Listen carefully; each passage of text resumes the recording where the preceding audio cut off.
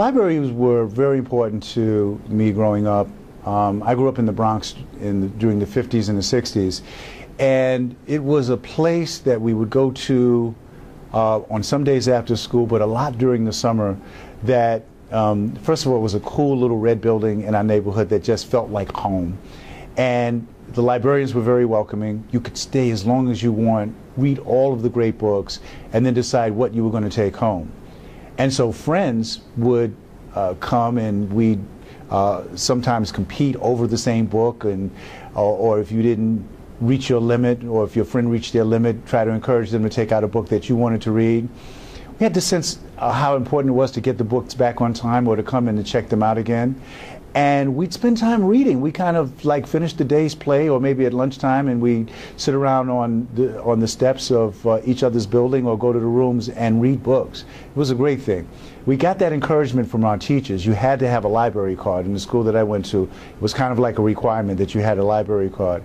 So it was a place where we realized that anything was possible, where we could be explorers, where we could be astronauts, where we could be firemen, where we could be teachers, where we could go back in time and in history. It was a porthole for all of those things. To know that there was a safe environment, but real important, a community, where you would go there and you would see other kids from your neighborhood and other kids from school that were reading, that were hanging out in the library, made it really cool.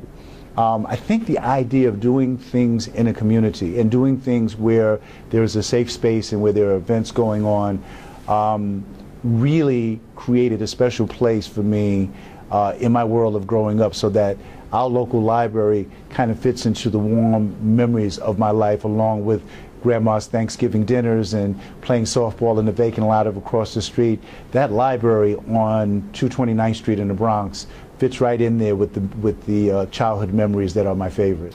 There was a Mrs. Johnson who was the librarian at the Williamsbridge branch, and there was a school librarian named Mrs. Turner, who was also a great woman and fostered a real love of reading and books.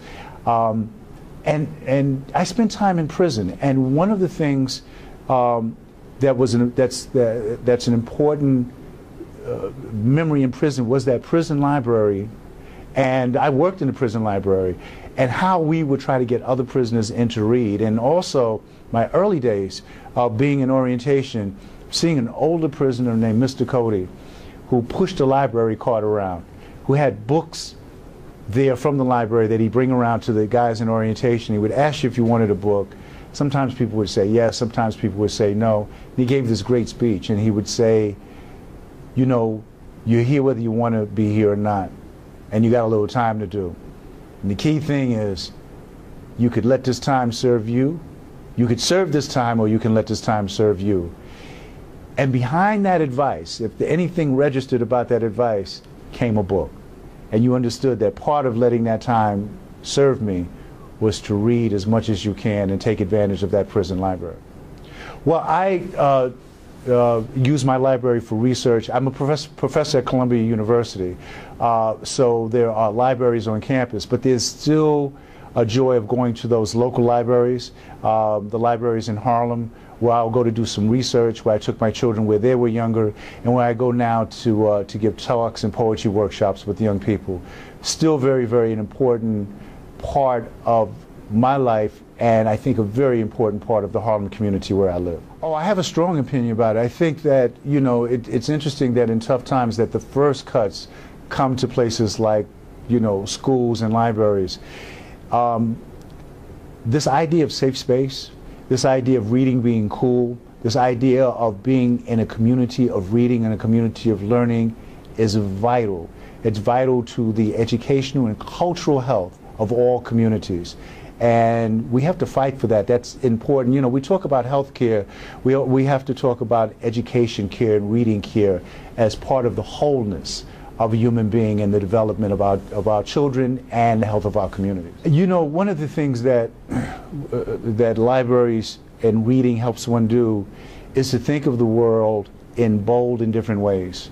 The students who are in there reading books are our leaders of tomorrow. They are those educators, the doctors, the lawyers, the policy makers, and they need a full range of what was going on. So banning books is like banning part of the brain. You know, it's telling people that that censorship is more important than critical thinking. We need people that think critically. We need people that understand tolerance. We need people with imagination, and that comes when the mind is allowed to explore wherever it can go. Well, I'm on tour with my book Panther Baby, and I'm also writing a screenplay and starting to think of ideas for the next book.